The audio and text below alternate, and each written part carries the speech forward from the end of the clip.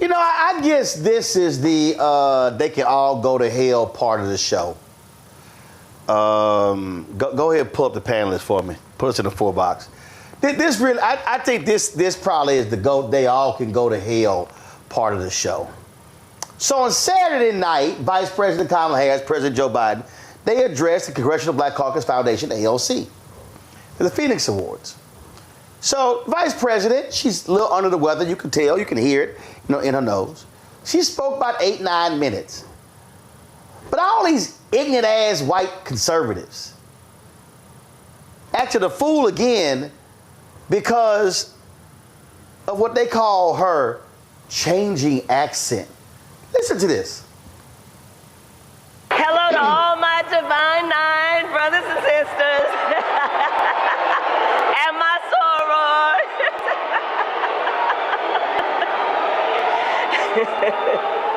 And to all my HBCU brothers and sisters.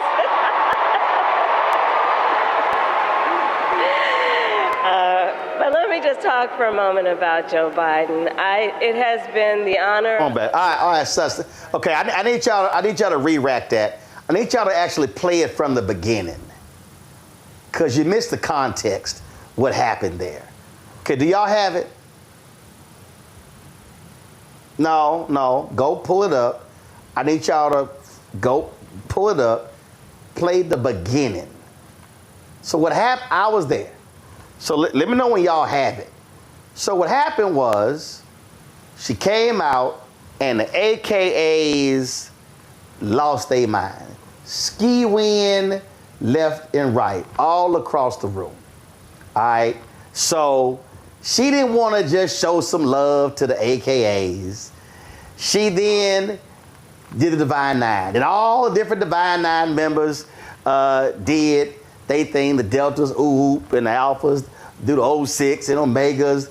They were chirping, barking, and the Kappas, I don't know what they were doing, whispering. I don't know what the hell they do. I don't know what the Owls and Sigmas do. So that's what happened. So let me know when y'all have it, okay? So it was a funny moment because she was trying to be inclusive and was really laughing at what the AKs did. So this is the full content. Go ahead, please. CBC. Can we please give it up for our President Joe Biden? Oh, it's good to be back. Please have a seat, everyone. Please have a seat. I have to say,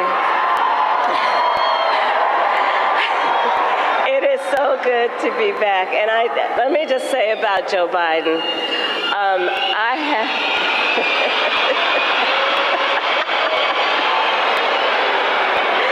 hello to all my divine 9 brothers and sisters and my sorors.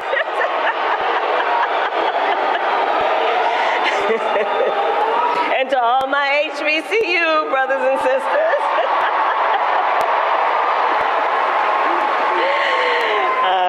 But let me just talk for a moment about Joe Biden. It has been the honor of my lifetime to serve as his vice president, and I'll tell you, I have. All right, so all these silly ass white conservatives talking about how she's changing accent. They did the same thing when she was talking to the UAW workers in Michigan, and these really are some stupid people, Mustafa. They clearly don't know black people. They don't even remotely understand black people. The fact of the matter is, depending upon what we're talking about, how we're talking, it might be a different tone that we use. It's what black people do. We don't talk the same in every single instance in terms of how we talk. They were mad at her because she wasn't fully enunciating and pronouncing words. I'm like, literally, these are about some of the dumbest ass people I've ever seen in my life. It'd be really nice if they stayed out of black folks' business. Let black folks deal with black folks' business. You know what's interesting? And there you go. Yeah, and I don't think they understand family either, because when you with family, you change lots of things, the way you talk and where your mannerisms is, and how comfortable you are in that situation. And I think they're mad because she finds family in lots of places, whether it's with union workers or if it's in an HBCU or a number of different places that she goes. People gravitate to her because she brings forward hope. She brings forward a connection. And I think that they're jealous because they currently have a set of candidates that don't have that ability to connect with folks, to be able to meet folks where they are. So, you know, to make sure that your vernacular is not excluding, but including people. So, you know, they really should just stay out of our business because they've never done anything to help our communities, but yet they want to continue to critique our communities and the leaders in our community. So we can handle our own business. You know, why don't y'all take instead of trying to get rid of Black history classes and books that have information in it and videos, maybe y'all need to sit down, take some time and actually learn more about our culture and how we flow. See, I think right there, Randy Mustafa said it best. White conservatives, stay out of Black folks' business. Hard. Just completely stay out of it. There was a study that came out years ago that said the average white person, only 1 out of 4 white people have a Black friend. 1 out of 4. So I don't know why in the heck they think that they can really have some commentary on our culture. And what they need to get is that we're intelligent folks. We do switch it up, and we switched it up. And, you know, we code switch for survival part of our lives because they are always trying to make us fit into how they think we should act. You know, there's was a line in The Color Purple that said, some folks don't like to see Black people too proud or too free, is essentially what it said.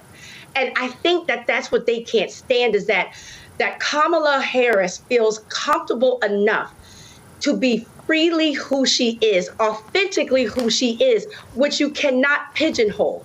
She feels comfortable just being with her sorors and shouting out her HBCU folks and just being Black and talking the way we do, as Mustafa said, when we're with family. And they can't stand it because they have for years, for decades, for centuries, made us feel as if when we went out in places and we were around them, we had to act like them, talk like them, to be seen and respected.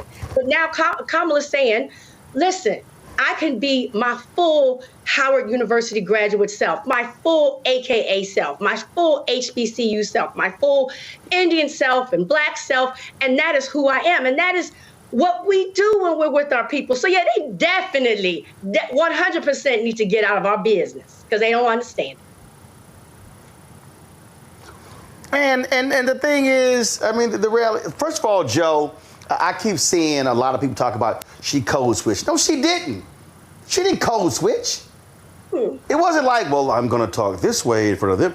No, she was responding. It was humorous. And so I just think that part of this thing is, do you. That was a brother, Joe's name, Tom Wilkins. Tom died last year. And I love Tom because Tom was about 6'5". Tom was dark skinned. Tom was always ashy. Like Tom was forever ashy. I just always say, damn, Tom, you gotta just keep a supply of lotion. So Tom didn't get, first of all, Tom's favorite fur was motherfucker. Him and his wife owned a computer company. He used to always wear his baseball cap, like sit on top of his head, like pointed up. And Tom didn't care. Okay, Tom would go to meetings, and Tom would be with white folk. He'd be with Black folk, and Tom was the same. Tom might drop an MF. Tom didn't give a damn. In fact, Tom died. They buried him wearing his cap. Tom did not care. His whole deal was, I'ma do me. And then Michael Williams, good friend of Tom's, mine as well. And he would tell Tom, you gonna wear that hat? Tom was like, I don't give a damn what these white folks think. Tom was a millionaire, didn't care. served this country in the military, and it was like they all can go to hell. But I always loved it because he was hilarious, because Tom didn't give a damn. And so the thing is, they have no clue about black people. They have no understanding about black people. And all they do is whine and complain. And for a lot of these white folks, conservatives and liberals, they gotta understand, we not always giving a damn what they think, Joe. Yeah, I mean, you know, when you're at home, you let your hair down, right? You do the things that you want to do. You're comfortable, you're at ease, you're relaxed.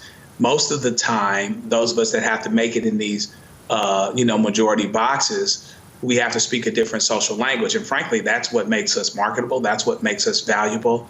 They'd be okay with me or Kamala Harris or whoever else making those connections when it's making them money, when it's when it's working to their advantage, which it is so often.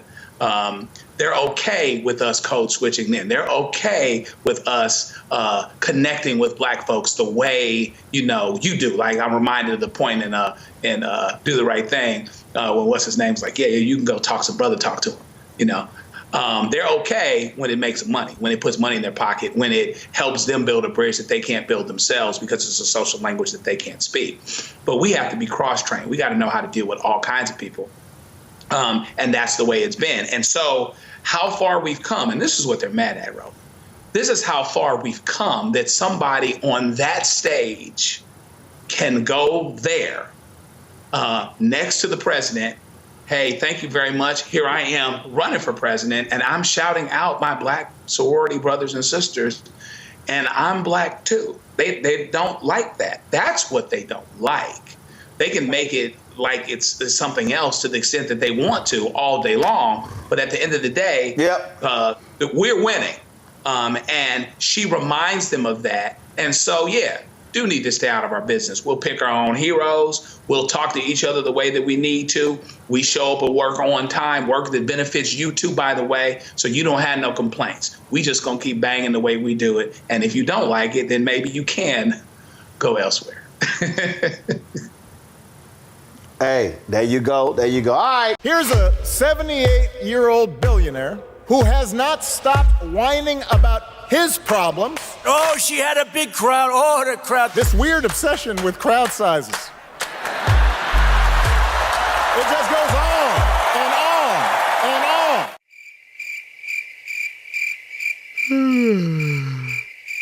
America's ready for a new chapter. We are ready for a President Kamala Harris. I'm Kamala Harris, and I approve this message.